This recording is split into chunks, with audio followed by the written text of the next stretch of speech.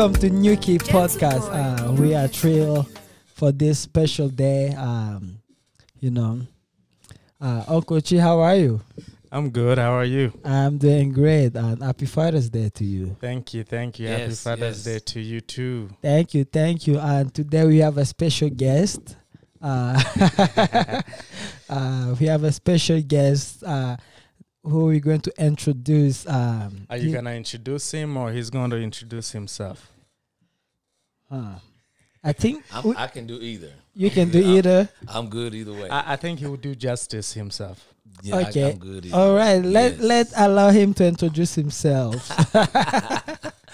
First thing, let me get names right. Spani, I got your name right. Yes. Spani. Yes. Pronounce your name for me. Theo.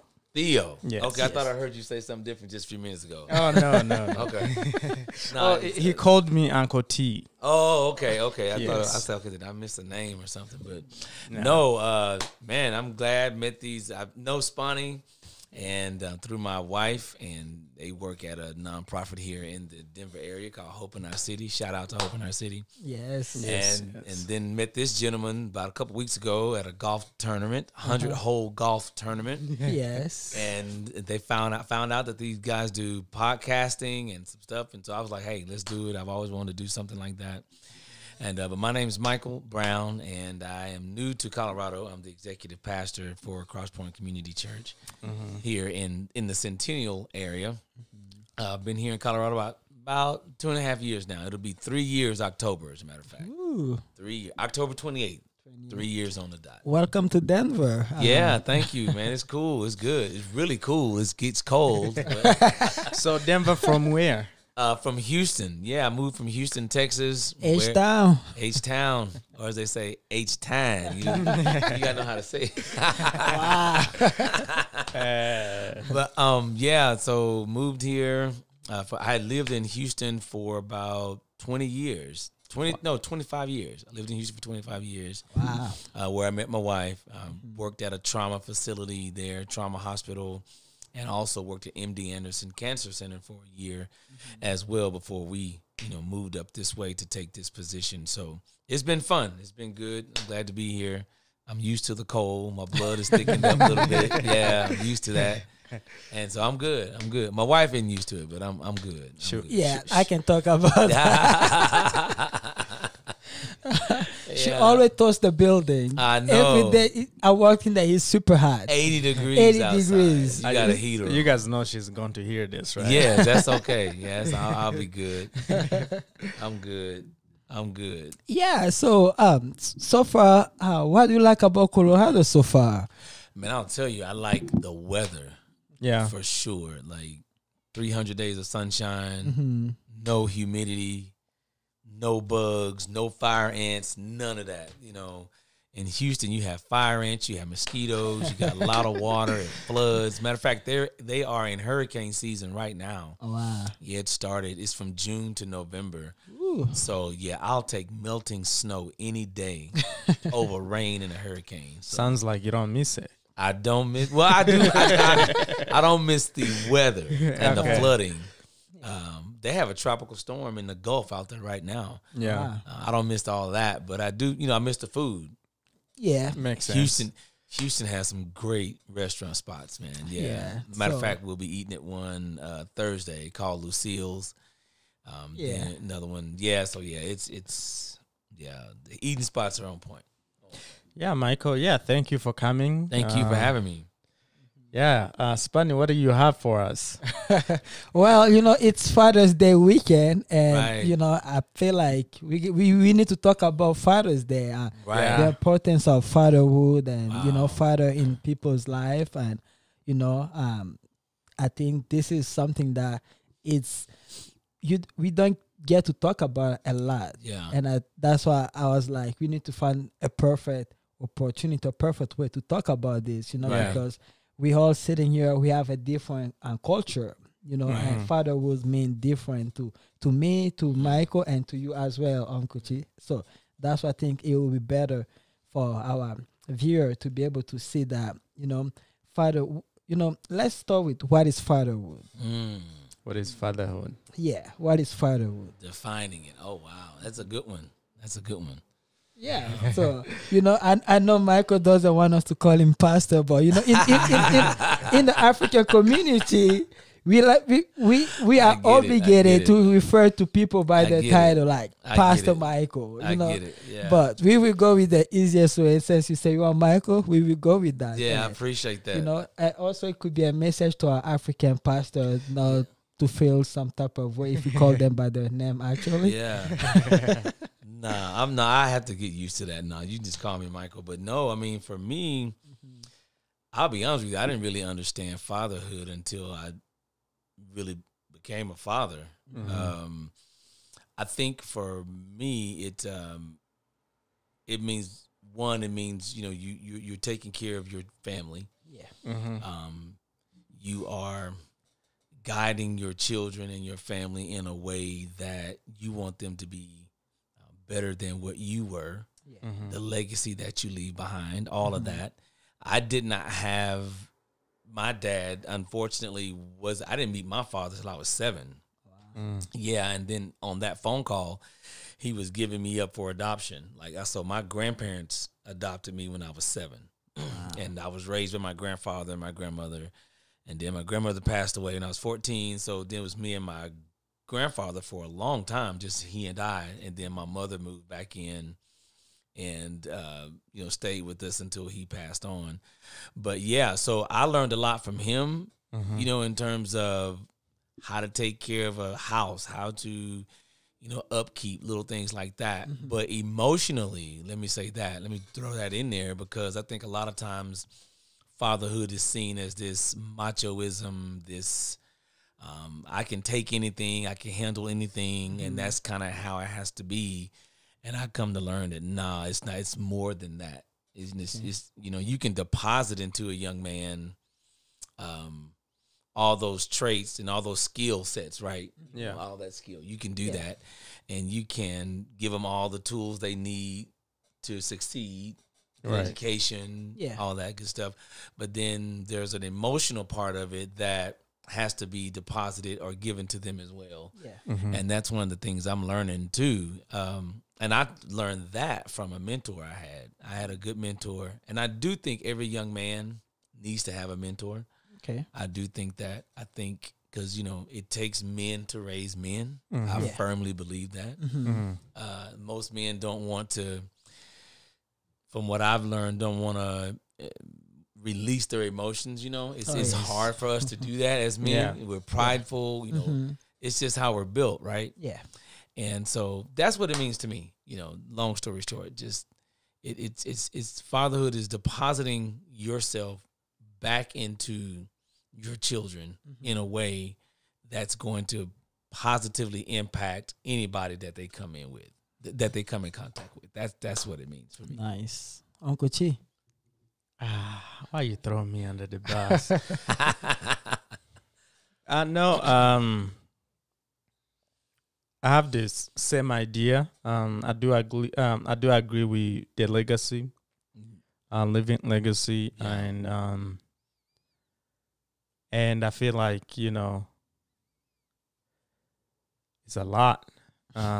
It's a lot, and I also believe that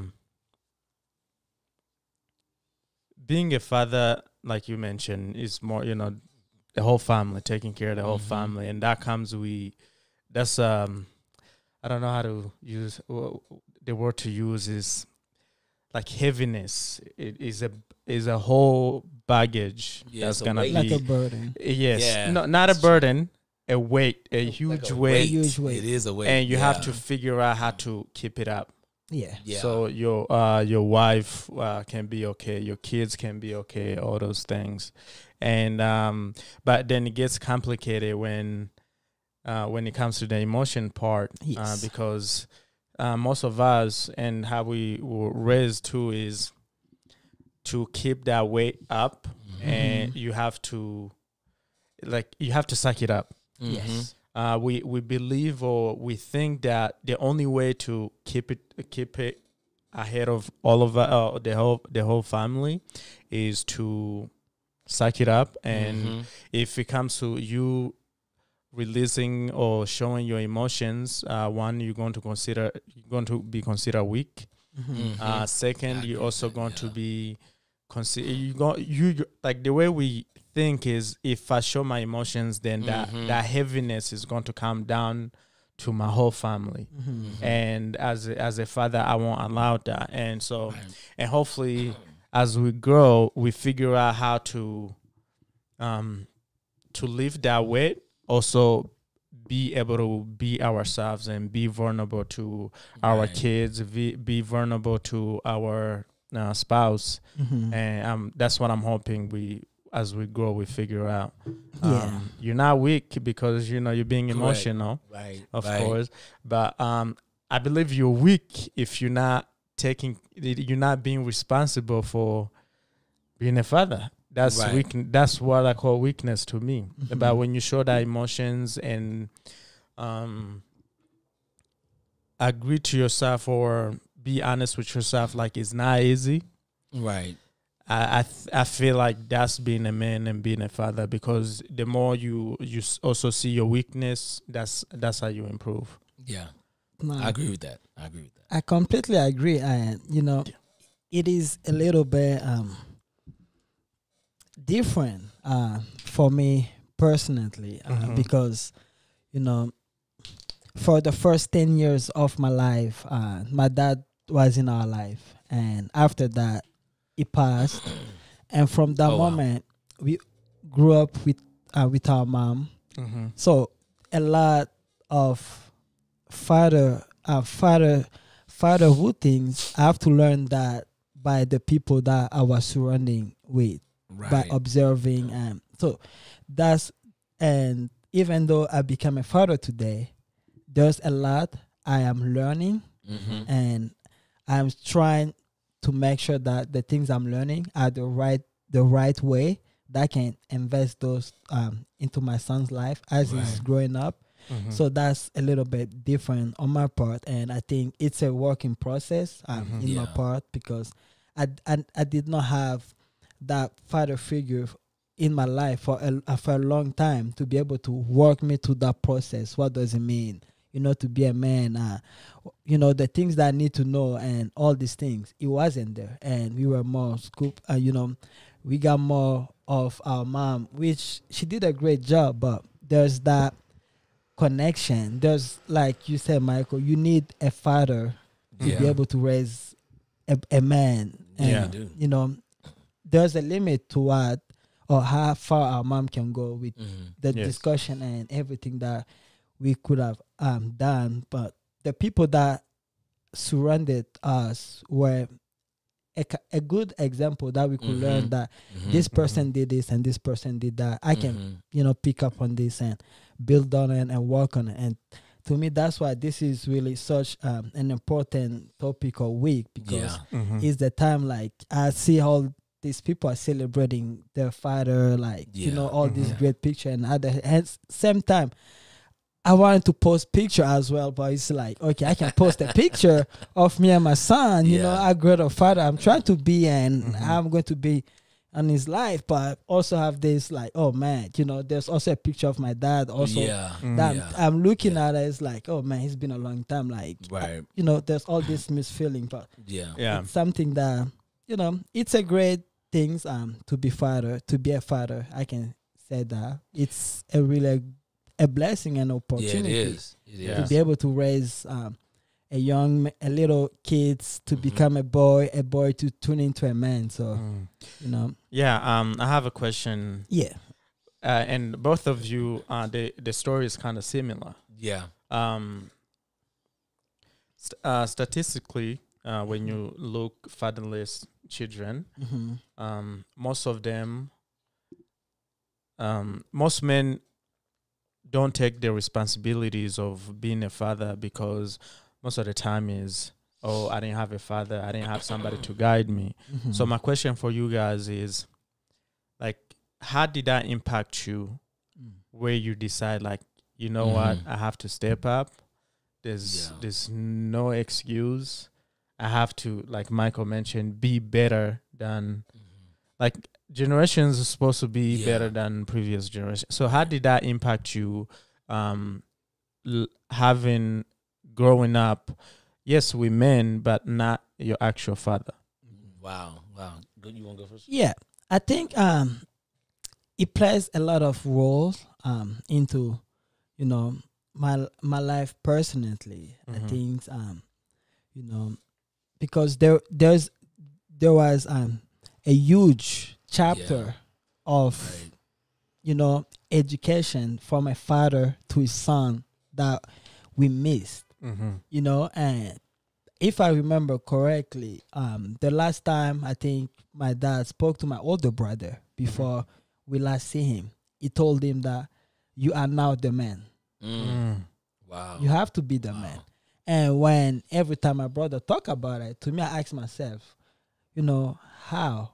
Like you did not show him, or you did not prepare him for that being a man.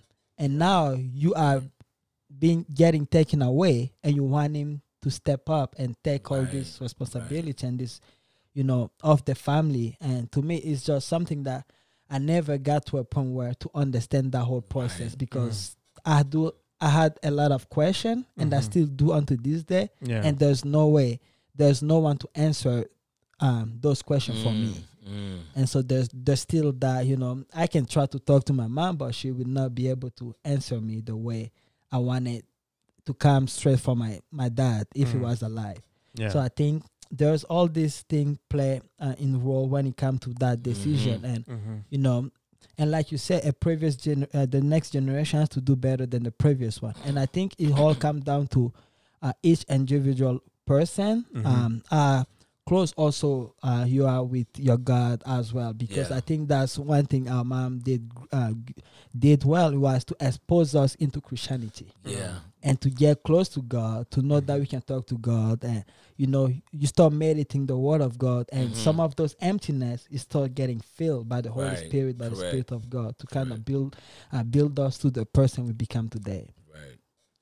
And sorry, and how is that impacting you to raise your family? It's impacting me. I would say on the daily basis, every day of my life. You know, I'm having this thought about everything I have to do. The moment I'm stepping away from my house and from my family, I'm having this constant thought. You know, I have to make sure that anywhere I go, like I make sure I'm doing the right thing, because in back of my head, I'm having this thing, like I'm always thinking about it. Like I don't want what happened with me and my dad to happen today with my son, because I want to be there. I want, you know, to be able to see him going to middle school, elementary, middle, high school, college, graduate, marry, all these things. Like I want to be there, you know. And I'm afraid that if that get taken away from me, I won't be able to fulfill that responsibility as a father. It's going to be like that same cycle that happened to me, and now it's going to be on him. And that's why I'm a little bit, you know, afraid of that situation to end up repeating itself. But it does affect me every day of my life. I'm thinking about the situation of which, if I'm not here today, how will, you know, my son grew up, and how would he be, who is going to be, how he's going to become. Because I feel like me being present in his life, it can impact him a lot, to be able to show him a lot of things that I've done wrong, or a lot of things that I could have done better, to help him become a better young man as he's thinking about his future. Wow. That's awesome.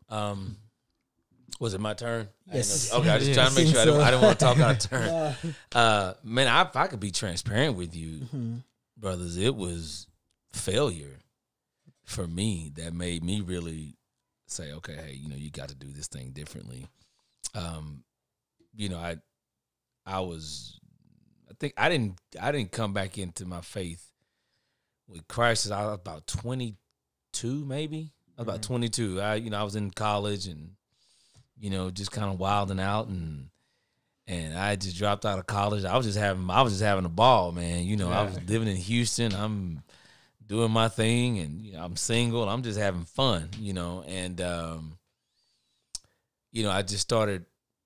Honestly, I was like, man, this is getting old. It's the same thing every weekend. It was this cycle. It was just this cycle of let's go to the club. Let's do it this way. Let's pop bottles. It was just, but that was my life for a long time. For those few years, and I just honestly, it's like, okay, it's got to be something else. It's not it. Yeah. This has got to be something else, right? Yeah. And so, really getting back into church, that kind of set me on that. That changed the trajectory of my life, honestly. And so then when I got back in church, me and my wife came. My wife came along, and honestly, if I could just be transparent, I hope she don't kill me for this. But I'm just I think you have to be transparent. What I mean, I think you need to be honest and to help anyone else. And so getting because we wanted to get Carla and I wanted to get married. I think I was about 24, 25. Man, I just was not ready. Like, that would have been a disaster to get married at like 24, 25 years old. So at that time, it would have been a disaster. It would have been just it wouldn't have worked at all. But thankfully, we worked through whatever we need to work through, and then about around 28, I got married. But during that 4 or 5 years of just waiting, I had my mentor.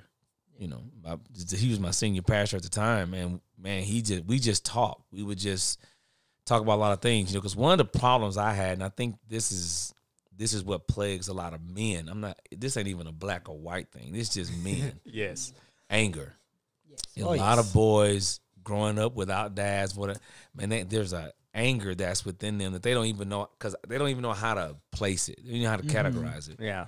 And because you're frustrated, like, dang, I want to do it right, but you don't have the pieces or the tool. You don't know how to put it together. And so, man, I didn't realize how much anger I actually had until I really started, till I settled down. Till I made up my mind and said, okay, I want a wife, right? Yeah. And then when I started seeing what this meant to provide and to be responsible for whatever reason, man, this frustration and this anger would kick up, and I didn't know why. And so I was beginning to talk to my mentor. We diagnosed it. I would journal, man. I would do a lot of stuff. And so that process of that issue of not having, even though I had my grandfather, he was older. He was like in his 70s.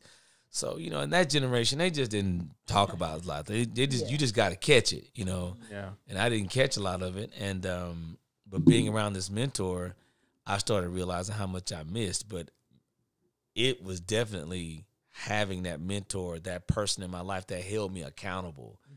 Like, if I didn't want to go to work, go to work, Like, as a man, that's. Yeah, like, exactly. It was that person that just held me accountable. Yeah. Even if I got into an argument with my wife, let's just be real about it. It's all happened, right? Yes. And he was just like, Mike, you can't do that. That's just not going. That's not how you do it. And watching him, how he treated his wife, because he had been married. So having that model, and I firmly believe men have to have a pattern. Oh, yes. You have to have a pattern to go by. You can't. Catching it is just not gonna work. Now, women a little different. They're more intuitive, right? Yeah. That you can see a little girl hold a baby and she just know what to do. Yeah. Men, we don't know. Man, we ain't got a clue. Big babies. Yeah. So, but you're designed, and like you said, with your faith, couple that with my failure, I learned a lot of lessons the hard way. And now having 4 boys. From 16 to 5 or 5 to 16, the oldest one, that's my challenge, because everything he does first, is my first. Yeah. Right? He's my first teenager. Everything. Everything is everything that's a first for him is a first for me. Yeah. Now, my 5-year-old, it's gonna be gravy, like, okay, I already done this. Yeah. But so I'm still learning a lot too. And but yeah, failure number 1 was really what triggered it for me. That pain. It's true that I didn't want to. I hated that. Then number two, I think watching my mentor successfully handle that weight, as you say, and then thirdly, just making up my mind, regardless of how many times I failed, to say, okay, let's do this again. Let's do it again. Because, you're going to fail. Oh, yes. It's going to happen. I think sometimes us as men, we put way too much pressure on ourselves because, we got to get it right. And my mentor used to tell me all the time, he said he would always tell me, women and children can make mistakes, men can't. Now, I had to understand what he meant by that. He wasn't saying you can never make a mistake. Yeah. It's just, it's going to be looked at a little differently for you because of just societal pressures. Yeah. It doesn't mean you can never fail. It's just you have to understand that when a man makes a mistake, it's a different ripple effect than it is for someone. It just is. That's just the nature of the beast, right? So you just have to learn how to handle yourself. And so I think that anger for young men is crucial because right now I see that a lot. If you see what's going on in our society, man. Ooh, it's crazy. You see what do you see? You see a lot of young men, they're upset. Yes. Yeah. And it's angry. They don't care how they treat other people. Right. Yeah. Yeah, and I think male leadership, not saying a woman can't lead if she's not competent. I believe because I have plenty successful, competent women in my life that have helped me along the way. I mean, I wouldn't even, teachers, principals, wouldn't even be here without that. Having said that, I have learned that when a man steps forward and handles it himself correctly, it's a different flow. Yes. I learned that in my house. If I get upset, the whole house is just unstable, emotionally. But if my wife gets upset, sometimes the boys just sit there and okay, what's the deal? That's gonna take care of that. Yeah. But if I get upset, it's okay, hold on. Why is he mad? What's going on? Seriously, and I have to watch that. I really have to watch that because they're watching me and how I handle myself. So to add to that, can you get into that? Does that mean you shouldn't be upset because somebody's watching you? No, I don't think it means you shouldn't be upset. So how should you handle when you get that happens? No, for real, yeah. So how can you how do you start handling those kind of situations when I have somebody looking up to me? Man. Because life won't stop acting the way you act. It's just you. How do you okay, this is the same thing, but this time I have to react differently. I think everybody's different. I think for me, again, I can only talk for Mike. Yes. I don't think there's a prescription that I can hand a young man and say, hey, this is how it needs to go. What I do think is that's why this is the reason it's important to have fathers, because I had to mature to that.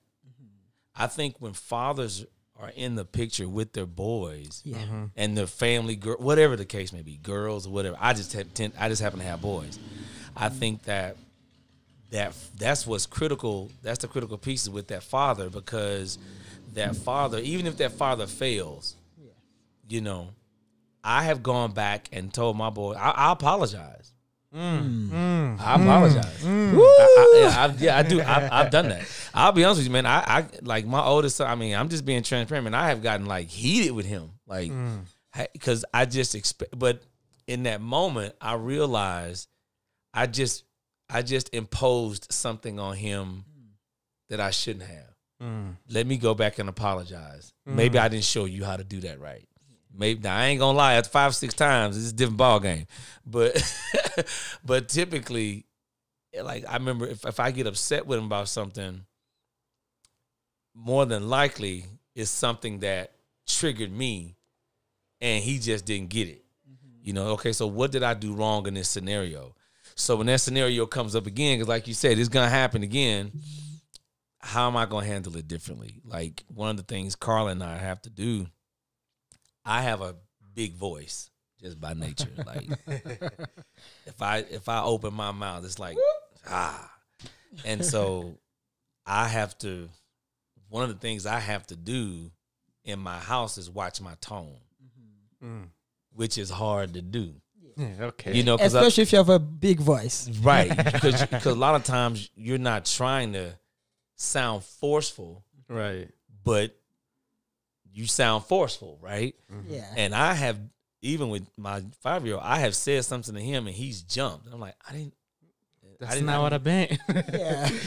Yeah, you know, so it's just one of those things. But yeah, to answer your immediate question though, it's gonna take failure.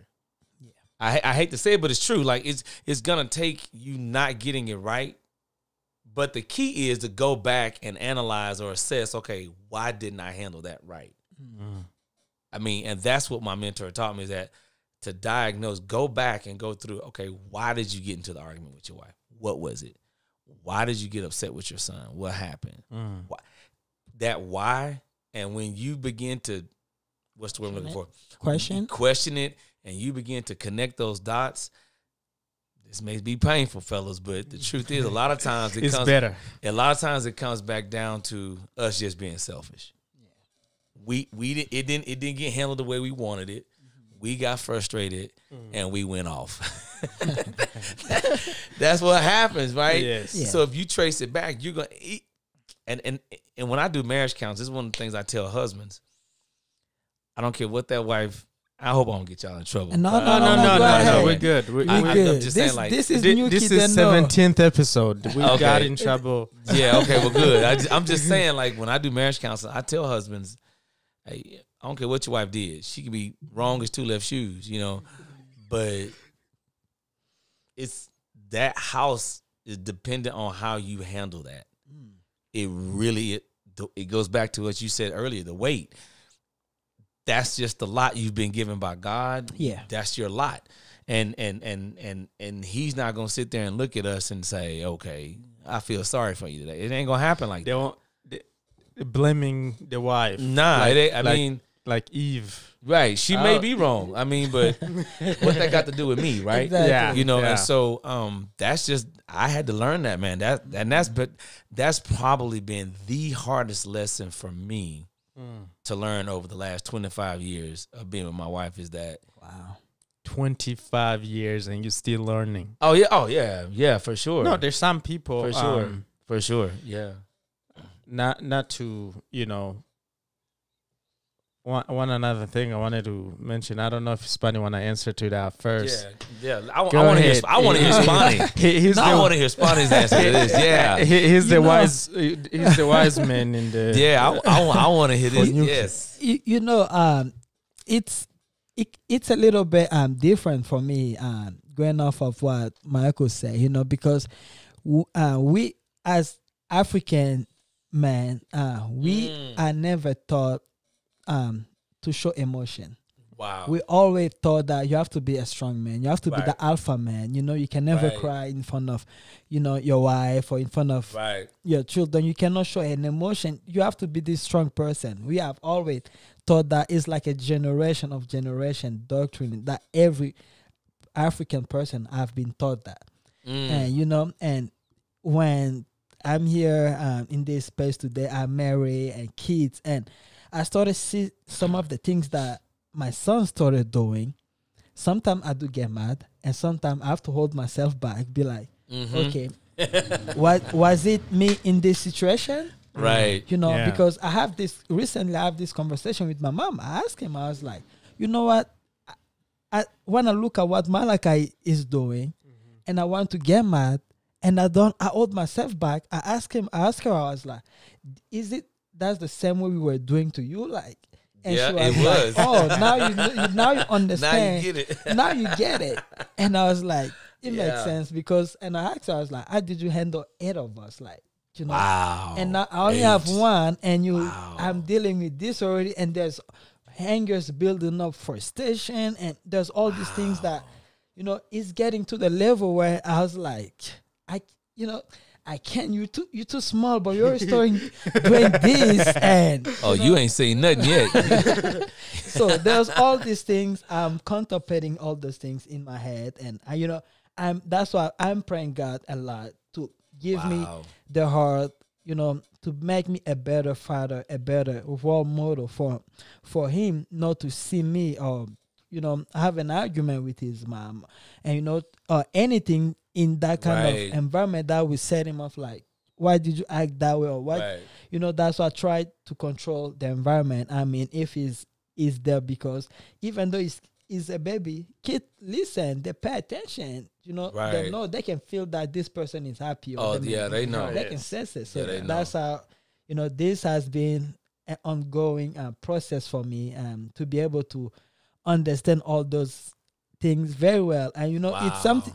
This is something that have also helped me. I think I've never tell anybody or Nyuki. told anybody. Even when I was in college, I have to attend certain therapists to just understand Right. those things, and no one knew that Right. I never attended therapy or any kind of sort. Now everyone knows. Nothing wrong with that, man. I think you, man. Hey, No shame. Nothing wrong with It that takes at all. a man to realize I need this. Yeah. Yeah. Right.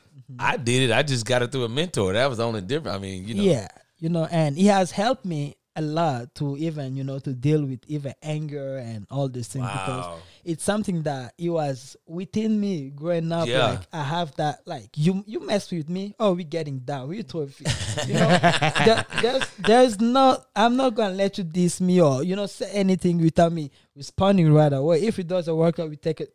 Right. However, that's how I grew up into that, until when I got to a point where my faith started Right. coming to play, and start knowing about the love of Christ, love your neighbor, Right.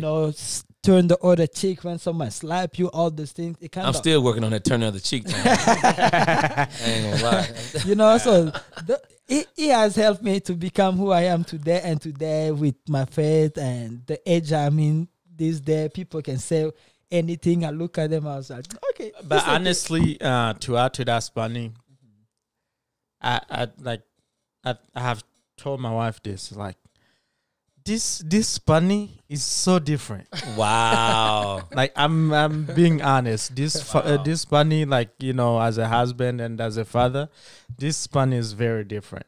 So fatherhood changed you, Spani? I believe so.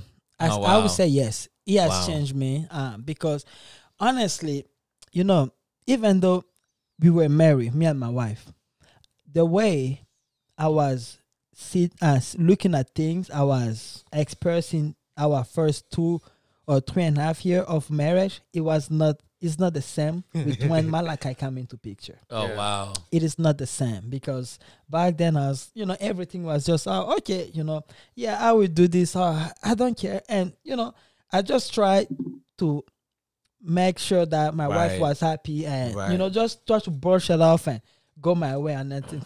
But the day that I held my son for the first time, and I look at him, and I think something clicked in me. Wow. And when I look at his eyes, and I saw a reflection of me Wow. in my own hand, and I was like, this is now a reality. This is serious. I'm a father. Like This- a human being, Yeah. a whole human being in so my hand. it hit me at that moment, and I realized Yeah. I was like, I'm no longer the Spani I was. I'm no longer just a husband. Now I am a father. There is someone that is depending on me. Right. So I think that hit me at that moment, and that from that moment it changed my whole perspective. Even how I approach my Wow. wife, even how I talk to her, Wow. and everything that I do, it just changed my whole point of view on everything, because Wow. now I am a father. I'm not That's awesome. just a husband. I'm a father. That's awesome. That's awesome. Yeah, I didn't learn on the first kid. Yeah, you better than me, Spani. I ain't gonna lie. I did not. I'll be honest with you, man. It was Christopher. It was the second kid and the reason it was the second kid, because during that time, Carla got laid off from a job. Ooh. So just give you guys some perspective, man. We were living downtown Houston. This is 2008. We were living downtown Houston. My rent then, 2008, was $1,550 a month. That was 2008. 8. So, and my daycare bill was $1,000 a month. Woo.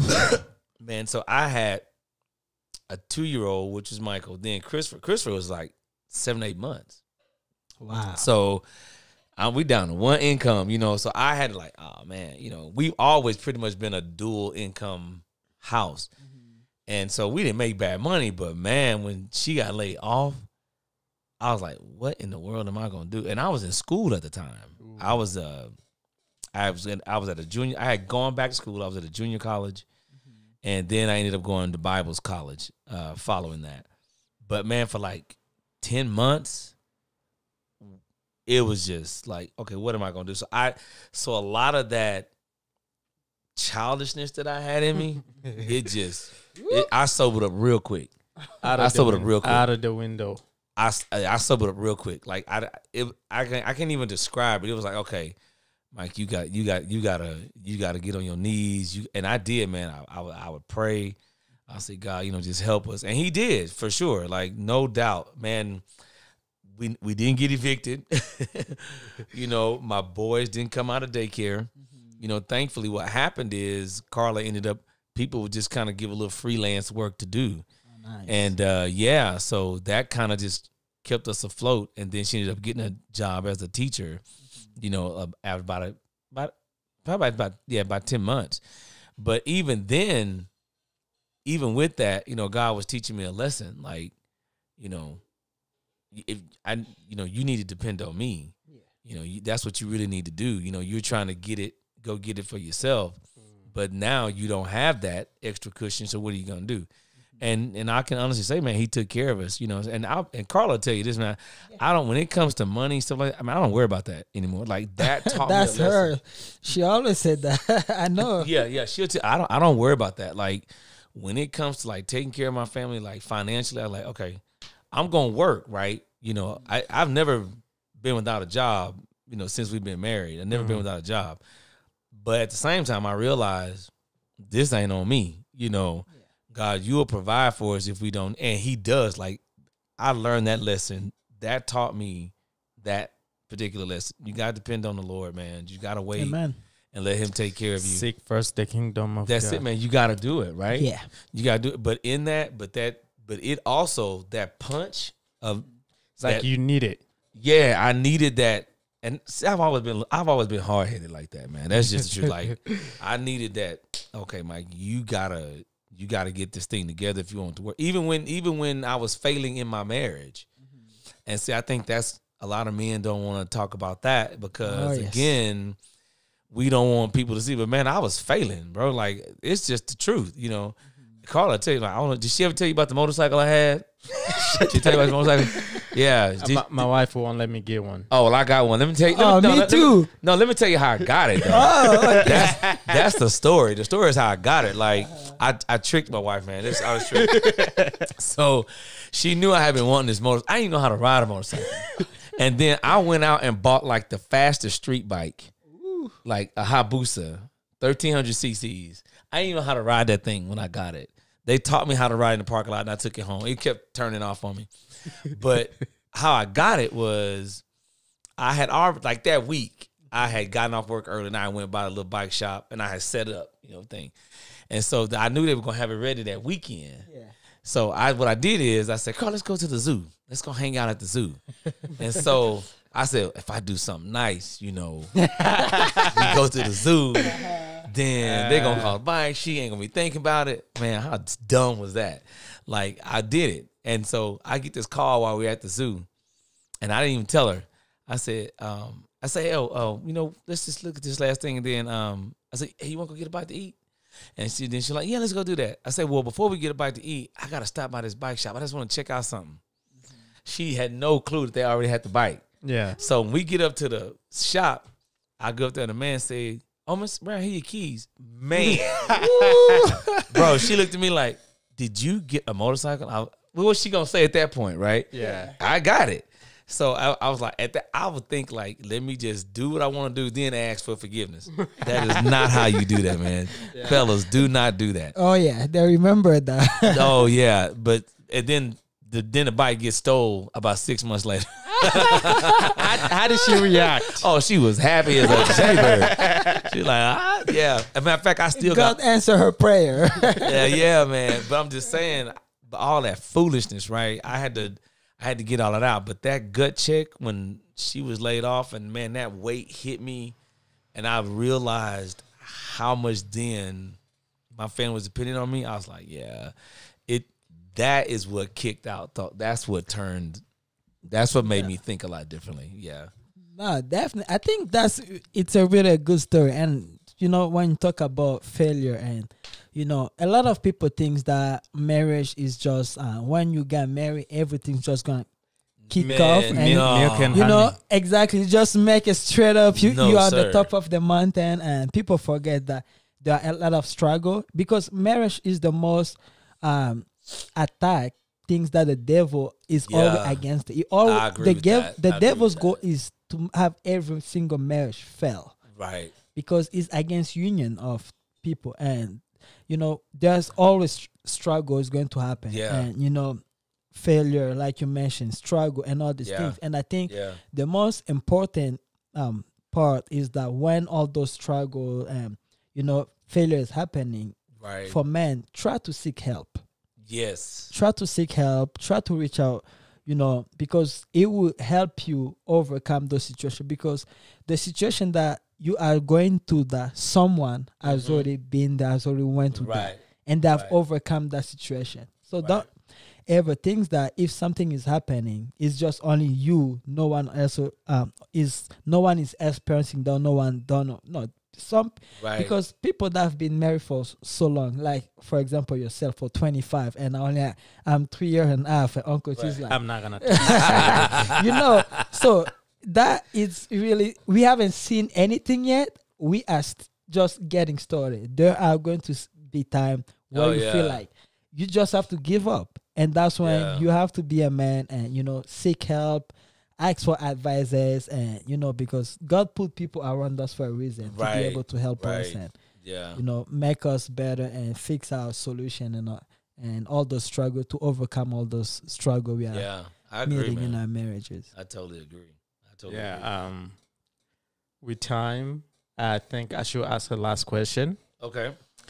Spunny, do you want to continue? Because I know you're enjoying it.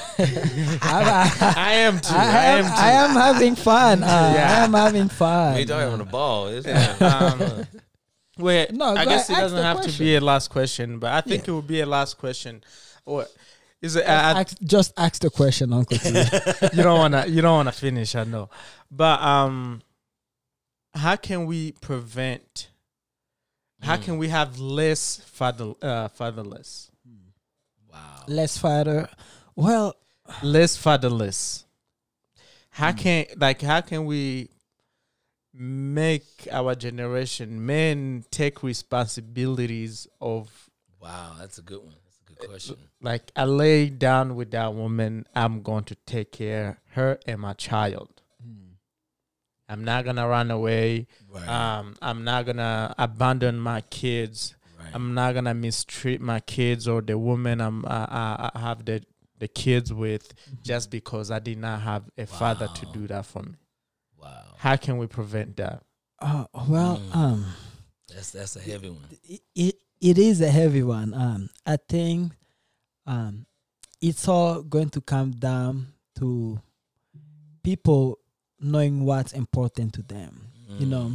Because I say, regardless of what we do or how much knowledge or money or lifestyle we have, if we don't have Christ in our life, we are not going to be able to overcome all the obstacles in our life, because when you're with God, God will put certain situation in front of you to make you go to it.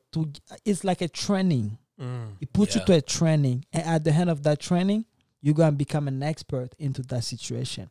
And a lot of young men, a lot of men, once God put them in those training, they give up without finishing the whole training session. They give up from the beginning, and God never got the opportunity to work with them into that training, because when Christ went to the desert, he fasted for the 40 days.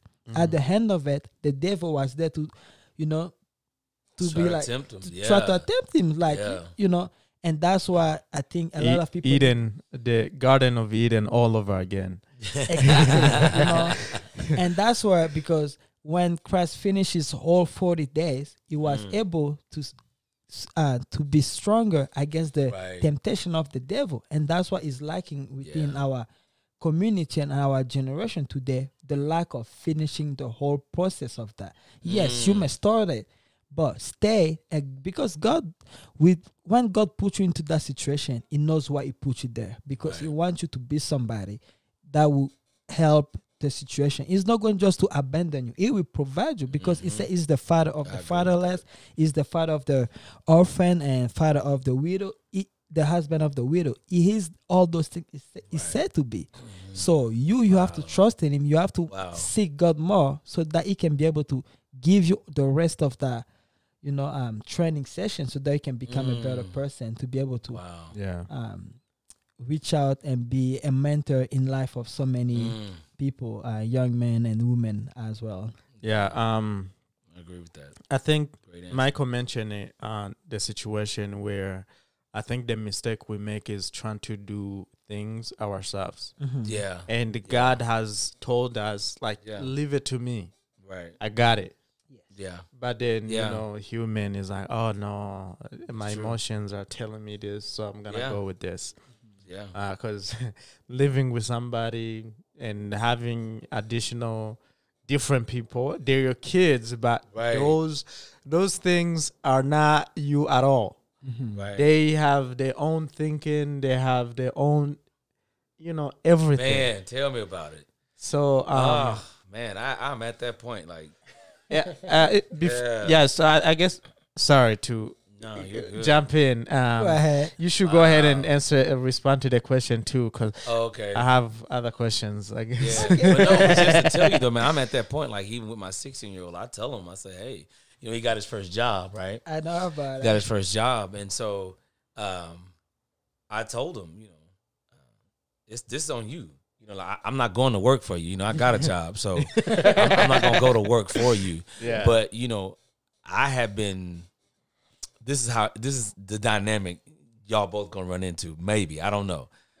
But for me, I have been training Michael and Christopher and now Isaiah how to do stuff around the house, how to work. Michael started taking out trash at like 8. Because I knew one day, right, you're gonna be on somebody's job. So I think one way to answer that question, like to segue into that, how you end fatherlessness. Fathers have to be fathers. In other words, you can't be afraid of how crazy they gonna look at you. Like because what's gonna happen is you don't want your child upset with you. See, I got over that real quick. Like I did. Like, okay, you can be mad all day, but you're still gonna do what I told you to do. And so I think that this culture of that's one thing. The culture kind of presses fathers, especially now. You really have to have this buddy system with your kid. I don't believe that. I'm just being honest. I'm not saying hurt the child, but I think there's a father has to be a father. There's a line. And that kid has to understand that there's going to be a line there, even if you don't say it. Like, I don't have to say anything to any of my boys. They know it's a line. They know it's a line with me. They can sit there watch by me. Like, they know in the morning what I'm going to say. Like, they know what I'm going to tell them at night. They know me. Like, and I'm consistent. When I say consistent, like, they know what I'm going to probably fuss about. They know what I'm going to probably get on them about. They know that. So I think if you're doing that and being consistent, even if they don't like it, then you got a rule. You got a rule by which you can guide. And then you begin to understand and engage. And you can gauge when they lying or when they're or when they just don't or when they know, oh, I don't get that. Yeah, you do, because I've told you. And you get it. And you're gonna know that. And so then to piggyback on what Spani was saying, it has to start with God, man. It just has to.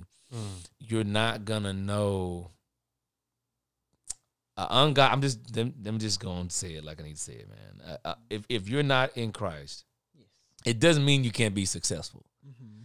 Doesn't mean you can't raise your kids right. Yeah. The issue is, what are you trying to produce?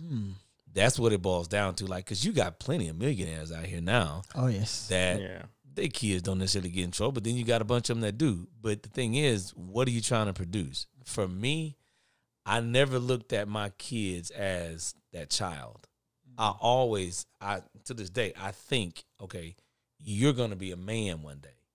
So what am I doing now? Even when you're 6, what am I doing now to say, this is how I'm going to shape you? Because fathers, you're going to shape that child one way or the other. Yes. Either you're going to shape them and send them off into the world, not understanding how to deal with the world and letting them deal with disappointment. You got to deal with disappointment. And I tell my boys about that all the time. You got to deal with disappointment. Carl and I have always we've been fortunate enough to always get our kids pretty much whatever they wanted, but we didn't always get them what they wanted. Yes. We didn't. I get it. We didn't get them 100%. We didn't get them what they wanted just because we got it. Yeah. You need to understand you don't have to have it. Like, it's not just gonna, because it's there. right. You don't need that to sustain you. Sometimes you're gonna be bored. Yes. You know, that's just true. And so, but God has to first, the man has to be submissive to God. Yes. And understand that's his role. That's your God-given responsibility. Whether you agree with it or not, it don't matter. You've been given that role. He gonna hold you accountable to it anyway. So you might as well go and live up to it, right? Yeah. And so ending fatherlessness, unfortunately, you got the sin side of it, right? I'm not trying to get deep. I'm not, but you do, because we're in a it's okay. we're in a fallen world. Yes. Right. So you're gonna have men that have children out of wedlock. This is gonna happen. I think that you have to catch it when it comes to you. One of the things I try to do with young men specifically, and to help that problem that you brought up, is when it comes to me, if I know about it, I have. And this ain't really limited to black and white. I can tell you right now, foolishness don't matter what color you are. Like, it True. doesn't. No, for real. Sin don't matter what color you are. Like, I've had both white and black, Hispanic bring sons to me.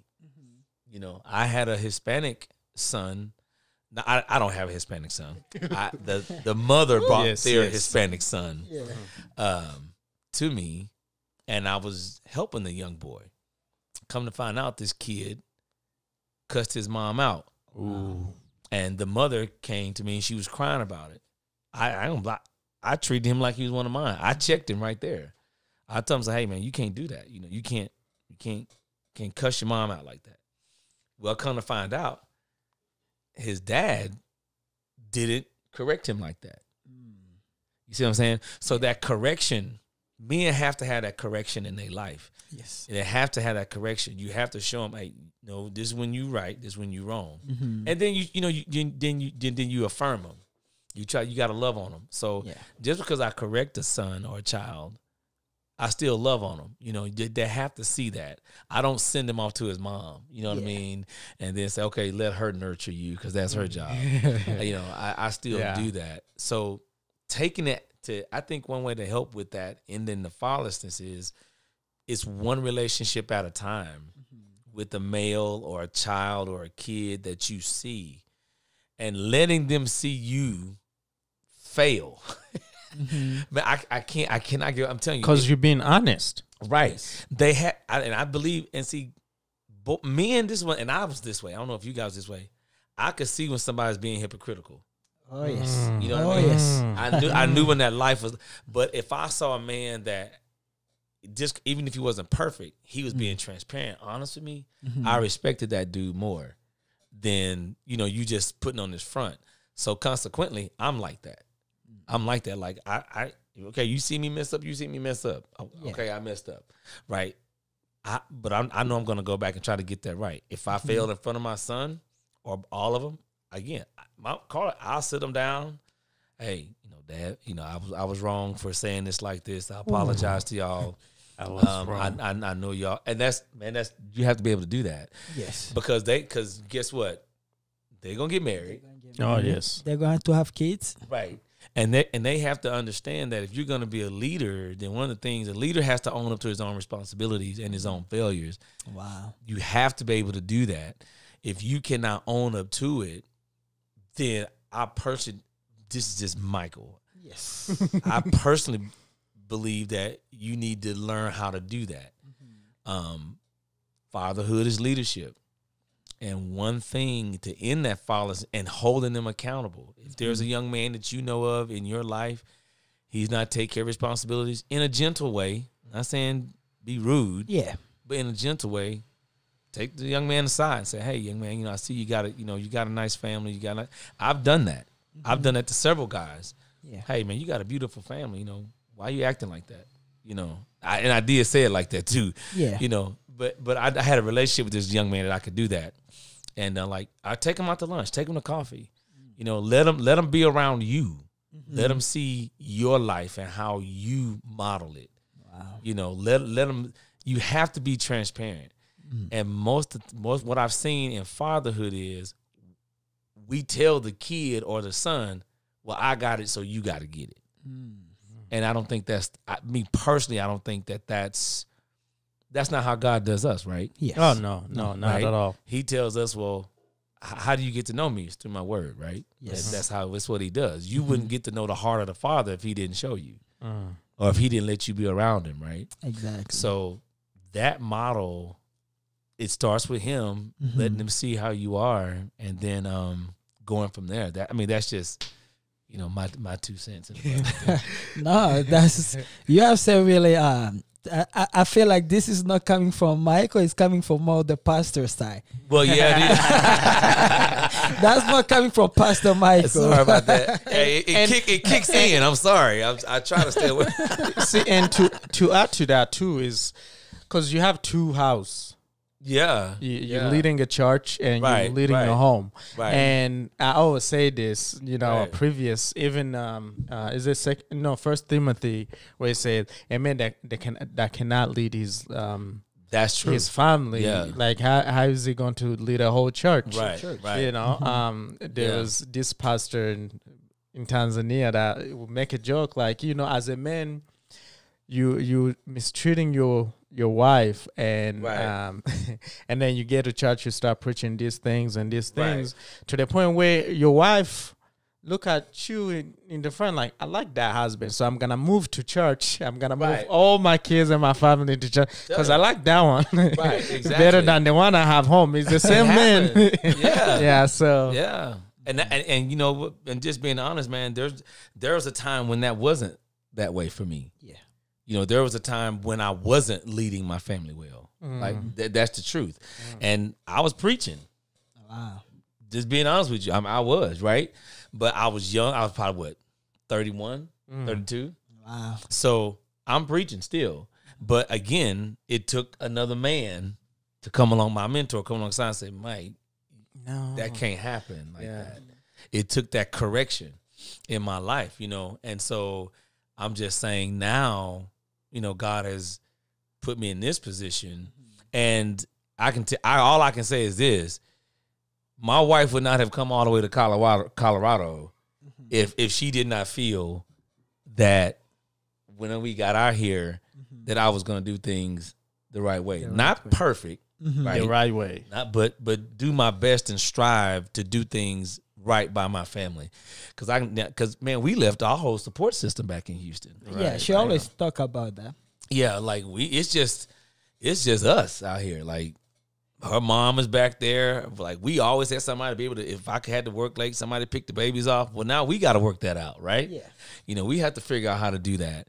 And so, but that understanding kind of the position God had, we knew it was leading up to this, but we didn't know how it was going to turn out. But that when she was like okay with it, that spoke to me and said, okay, Mike, you're at a point where God obviously trusts you enough to do this. Okay, how are you going to maintain it? Right? How you going to keep it? I still call my mentor to this day. Wow. You know what I mean? Yeah. I got his phone number. I got him on speed dial. If something's going wrong, I talk to him at least once a month. I'll call him and say, hey, I'll just check in. That I think that has to be consistent. That's another way you end it, is because you got to stay connected to those people that kind of help you get to that maturity that you want to be at. You don't ever lose it. Like, you don't ever get to this apex or this pinnacle of success. Like, yeah, okay. You don't. Yeah, I think that's fallacy. and that's something we need to understand too. Right. Yeah, Spunny, go ahead, man. No, I you know what Michael said. I think it's, you know, it speaks about a lot of things that I think we are missing, especially in the African community or the African church. You know, a lot of those leadership he mentioned, you know, like being available to the youth. And because this is why I'm happy that the first time I met you and when your wife introduced you, he was like, oh, is that Pastor? I was like, oh, Pastor Mike. He was like, no, call me Michael. Yeah. And I was like, I correct that with everybody. Yeah. Oh no, yeah, me too. I remember. like that, Just Michael. Because I'm like that, to me, I'm like that. it give it break a barrier of that word, like pastor. Because when you think about it, especially in the African communities, like pastor, people are like tend to worship pastor like, oh my God, I don't want that. This person is holy, is perfect, you know, is untouchable, like is living God's anointing and all this. That's a lie. And you see, and that has created this barrier where between the pastor or the church leadership with a lot of young people. Right. There's no a connection because everyone is like, this person is too holy for me. This person, they don't sing. They don't do all these things, and they won't be able to understand me. And I think this is where he has coming to the point where I'm glad that you talk about all those things. People can see that, you know, it's okay. It's normal to fail. It's normal to have, you know, talk about the difficulties you have, so that when young people are looking up to you, they can see, okay, this person has situation, you know, that I can approach this person. Maybe he can help me because I've seen him go to that situation. Right. And I think it's something that a lot of our churches in the community need to work on those things, because it has become just, the title has become is too much. Yeah. And that's where is keeping young people away from church to even be engaged because of those titles. Right. You know. Well, see, I tell young people, man, I tell them, look, you know, I didn't get into a lot of my life story, but man, I just wasn't a good dude, you know, growing. I got into a lot of things I shouldn't have. But the thing is, like, and Carla, my wife would tell you, man, I've never been comfortable with that type of attention. Never. I'm just not that type of person, you know. So like, even I get it, you know. People gonna defer to you, but one of the things I got a couple of rules that safeguard me. I always keep my wife's name in my mouth. I always say my wife. I don't care, you know, this ain't a black white thing. It ain't. I get it. Women, that's another man thing. Yeah. Men need to know how to handle themselves around women. A lot of men need to know how to do that. And I get attention. I get that. But one thing I don't do is they don't ever see me without my wife. You know what I'm saying? Like, and that's one of the reasons my kids always saw me mess up stuff. Like sometimes, like I get frustrated because we were always together. Like we were always together. So that's just one of them things, man. You just gotta be around men that, like you said, I've just never been comfortable with that title. I get why business purposes you gotta say, I get it, you know. But if it's a one-on-one relationship, break that barrier. It's like let's have that. I'm just like you. Yeah, you know? Let's have that conversation. Let's have that, you know, like friendship. Let's create that, because from there it will grow more and more. And that's how you help people. Exactly. That's how you help them. Yeah. You are really right about that. Yeah, Uncle Chi. Oh no. That's how you, go ahead. That's just how you help people, man. And you know, I want young men to understand that, especially, and I know we have different cultures here. Yeah. You know, represented, but what you see is the same problem in every culture. You know, it's just handled a different way because the culture may be the pervading thought, right? It may be the thought that's at the top, and I had to relearn a lot about fatherhood. You know, I just did because I didn't know what it really was all about. But it took God to do that. And that, man, and you hit it on the head, Sponny, is that you did, man. That's the foundation. If God isn't, if you aren't allowing Him to instruct you, then it just does not work out. One of the things I always teach young men, even some of the ones in my church, I read the book of Proverbs. I tell them, it's 31 of them. You can do one a day. And that helped me a lot. Matter of fact, I need to get back on that habit. I would, when I was in my 20s, man, I would read them every day. And that wisdom of just how to deal with people. Like one of the things my wife always talked to me, she said, she would get on me like when I was at the hospital. She said, you don't create a portfolio. Like, they need to know the good work you do. I said, no, I ain't worried about all that. I said, she talked to me about that too. Yeah, I said, I ain't worried about all that. Like, she get on me about that now. She like, you need to, you know, they need to know what you do. I said, no, I don't need to do all that. I said, you know where I got that from? The book of Proverbs. Book of Proverbs tells you, don't boast in yourself. Let another man praise you. That's where I got that from. That's where I got that from. So I don't boast about accolades. People will see it. You know, and it's no different with your life. You know what I mean? Like, if you're living your life in a way, again, it ain't about perfection. If you're living your life in a way, it's going to be attractive. Like, people are going to be drawn to it simply because they get it. They see it. Yeah. You know, I go sit down and talk to young men. I don't ever take a Bible with me. Like, I have it to preach with on Sunday. But outside of Sunday, if I'm sitting down with somebody, I don't have a Bible in my hand. You know, because I want to get to know that person. And then, you know, I kind of know it a little bit. You know, I know it, so I'm not gonna sit there and just. I had to pick up my phone and say, okay, let me figure this out. Nah, God is gonna be able to minister through that relationship, and when they can see you and touch you and feel you, it's just authentic. And I let my kids do that. Like, I'm available. Like, they know, like, I may be in the middle of something, but I'll drop everything at that church and take care, you know, and do what I got to do. You know, like, sometimes I'm in the middle of something. Carla will call. She's called before from the job. And I'm like, well, just give me a minute, you know, just let me get done with this, and I'm on my way. So I think when your kids begin to see that you're putting them as a priority, then they begin to understand that you're serious about your walk. You know what I'm saying? Yes. When they begin to see that, they get it. And I don't really preach to my boy. Now, I have standards, right? You know, you just ain't gonna look any kind of way. You know what I mean? You ain't gonna do that. But I don't necessarily have to get on them, you know, about stuff like that.